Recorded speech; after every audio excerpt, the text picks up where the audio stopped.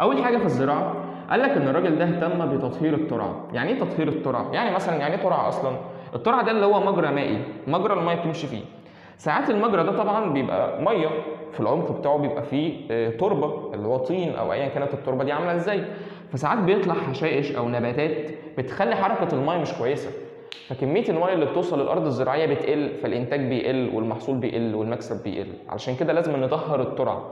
اول حاجه عملها اهتم بتطهير الترعه زي ترعه المحموديه. طب مين اللي عمل ترعه المحموديه؟ محمد علي. فيجي سؤال صح وغلط في الامتحان يقول لك اهتم محمد سعيد باشا بتطهير الترعه التي انشاها عباس. غلط، التي انشاها محمد علي. رقم 2 قال لك ان سعيد باشا كان شايف ان الفلاح مظلوم واحواله بايظه، عشان كده بص احواله بايظه، عشان كده هو اهتم باصلاح، صلح احوال الفلاحين. طيب ليه الفلاح احواله كانت بايظه؟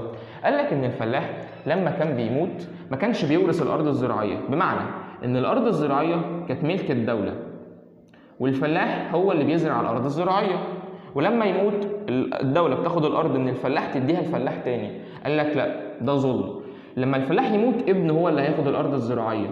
طيب الكلام ده قالوا فين؟ قال لك قالوا في لائحه يعني ورقه مكتوب فيها شويه كلام، لائحه اسمها اللائحه السعيديه. اصدر محمد سعيد، هو اسمه محمد سعيد، اصدر اللائحه السعيديه واللي بتنص على اعطاء الفلاح الحق في توريث الارض الزراعيه. يعني يا عم الفلاح لو انت مت ابنك هياخدها، ولو ابنك مات حفيده هياخدها، او ابنه هياخدها اللي هو حفيدك انت يعني، وهكذا.